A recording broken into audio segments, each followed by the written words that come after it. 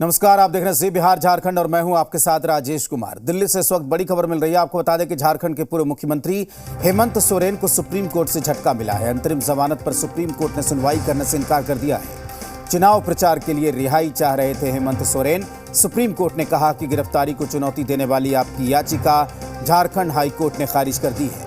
अब उसके खिलाफ आप अगले हफ्ते बहस करें। इससे पहले सोरेन ने फैसला आने में हो रही देरी को आधार बनाकर याचिका दायर की थी। तो आपको बता दें कि पहले फैसला सुरक्षित रखा गया था और फैसला आने में देरी को आधार बनाकर सुप्रीम कोर्ट में अपील की थी हेमंत सोरेन ने, लेकिन अब उन्हें अगले हफ्ते बहस करने को कहा गया है।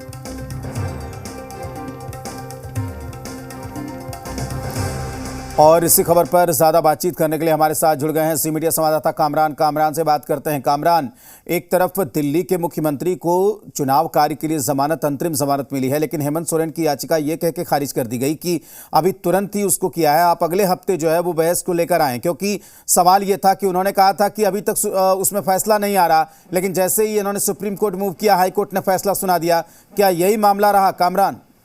बिल्कुल, देखिए, अगर हेमंत सोरेन की बात करें तो पूर्व मुख्यमंत्री हेमंत सोरेन की जो मामला है, जो ईडी की कार्रवाई की चुनौती दी गई थी झारखंड हाईकोर्ट में, उस मामले पर 2 महीने से ज्यादा का वक्त गुजर चुका था। उस पर हाईकोर्ट कोई भी फैसला नहीं सुना रहा था।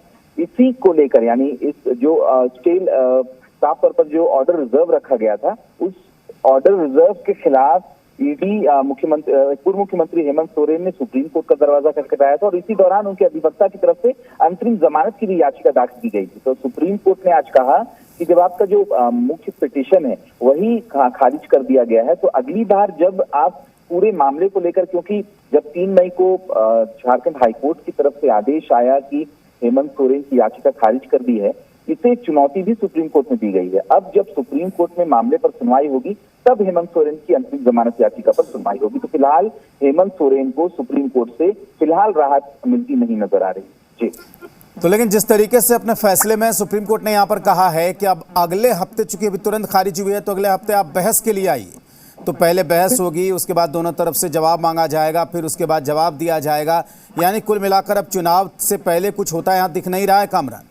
जाहिर सी बात एक लंबी प्रोसीडिंग है, क्योंकि 3 मई को जो झारखंड हाईकोर्ट से ऑर्डर आए थे उसे चैलेंज किया गया है सुप्रीम कोर्ट में। अब जब अदालत ने, यानी सुप्रीम कोर्ट ने कह दिया है कि उस मामले को भी इसी याचिका के दौरान सुना जाएगा, तो एक लंबी प्रोसीडिंग है, क्योंकि हेमंत सोरेन की तरफ से दलीलें रखी जाएगी, उसका अपोजिशन की तरफ से विरोध किया जाएगा। अब अदालत कितना वक्त लेता है तो पूरी तरीके से सुप्रीम कोर्ट पर ही निर्भर करता है, लेकिन साफ तौर पर आज राहत नहीं मिली है और फिलहाल हेमंत सोरेन को जल्द में राहत मिलती नजर नहीं आ रही है। हालांकि झारखंड मुक्ति मोर्चा का सीधे तौर पर यह कहना है कि जब अरविंद केजरीवाल को सुप्रीम कोर्ट से राहत मिली है, तो उनकी उम्मीदें जो है वो सीधे तौर पर सुप्रीम कोर्ट से एक बार फिर बढ़ गई। जी बिल्कुल कामरान, तो जाहिर सी बात है कि ये बड़ी खबर निकलकर सामने आ रही है। हेमंत सोरेन को बड़ा झटका आप कह सकते हैं, क्योंकि अंतरिम जमानत पर सुनवाई से सुप्रीम कोर्ट ने यहां पर इनकार कर दिया है।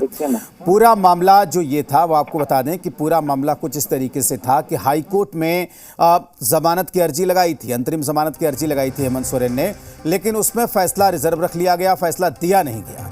और करीब 1 महीने जब बीत गए, जब लगातार लंबा समय हो गया, तो फैसला देने में देरी को लेकर सुप्रीम कोर्ट में एक याचिका लगाई गई हेमंत सोरेन की तरफ से। और जैसे ही वो याचिका लगाई गई, झारखंड हाईकोर्ट ने तुरंत फैसला सुना दिया और कहा कि हम आपको जमानत देने से मना करते हैं, आपको जमानत नहीं दी जाएगी इस मसले पर।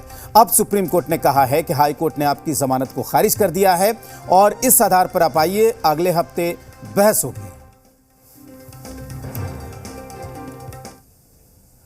और केजरीवाल को सुप्रीम कोर्ट से बड़ी राहत मिली है।